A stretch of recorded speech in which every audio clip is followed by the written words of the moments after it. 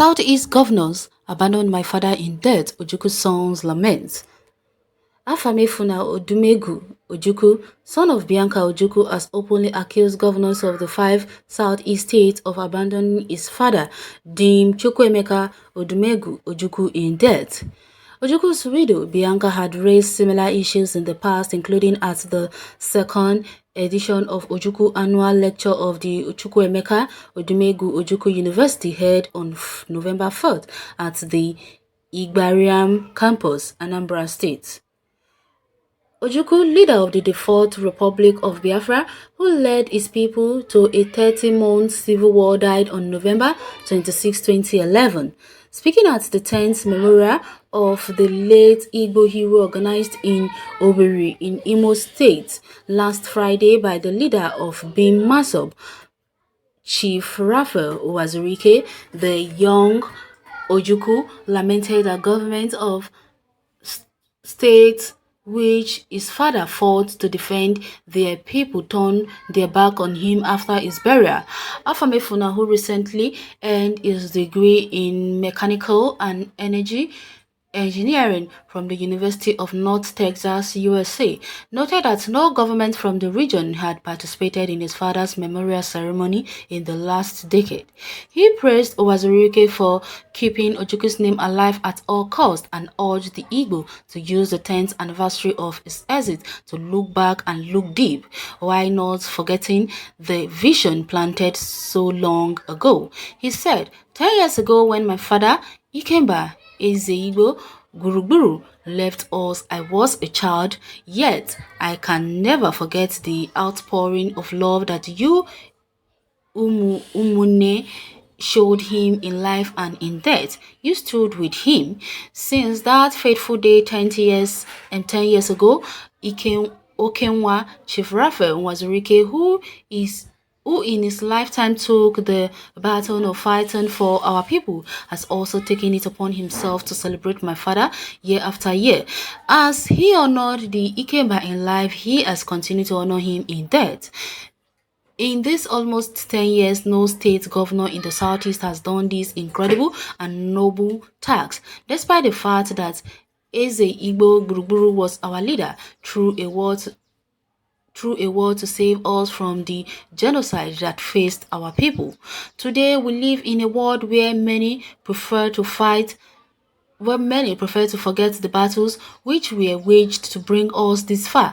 The sacrifice of so many in this unrelenting quest to end our marginalization and the continued fight for a just and equitable state that we can live in without oppression. Nobody without passion for his people and a spirit of sacrifice can lead us to the promised land, no matter how genuine their intention may be. Today, as we remember the passing of my father, let us celebrate our resilience as a people. Biafra remains the only country that required the combined effort of three of the world's biggest or greatest superpower to come together to subdue. It remains the first country where starvation was employed as an instrument of war. Even then, this remarkable country survived for 3 whole years. The ingenuity of our engineers gave birth to Ugbunegwe, a multiple re-entry missile. We refine our own petrol. Our school system worked uniformly and was never interrupted during the entire period of the war. We had order, and when compared to the situation we are faced with today, I think we can look back and say that we as a people are incomparable. Let us also continue to honor all our loved ones who lost their lives during the war and never forget the foreigners who left the comfort of their homes to fight for us and with us. We can never forget all the countries that came to our aid, provided refuge and support in our time of need. We remember Bruce Merrock, that young man, even younger than me, who took our plight to heart so much so that he gave his life for us, just to make the world look and see the evil being perpetrated against us. We will never forget. And most importantly, we must never forget our brethren who remain in captivity today for our cause. We pray to God to come to their aid. We shall overcome. Well, this is indeed a really touching story. The way he placed it, everything is really touching. No matter how you want to look it, even a child can actually remember what happened then in 1967. Nobody has forgotten the whole thing of how they used starvation as a war weapon against the Igbos. Story is really touching. But I know those Fulani Janjaweeds, or should I rather say, all those headsmen will never understand what the guy is talking about. Like in the comment section, someone by the name Umar Abdullah said, "Look at stupid somebody, your father that caused lot of damage for the country, and you are talking nonsense." And I sighed down because I know someone will definitely come to the aid of the young man. Someone here said, "You are the idiot, Umar. Ojukwu was our hero. He, through the help of God, defend the Igbos from the Northerners' agenda of destroying all the Igbo males. But God used him to kill more than 6,000 Northern soldiers at Abanga. Ambushed, he must be honored." Don't mind them. Don't know most of them are zombies. They don't have common sense. Even gorillas are better off. What a great speech and wake-up call to the sleeping giant. The son with the father spirit was spoken. Our people easily forget history, and a people without history is a people without unity and progress.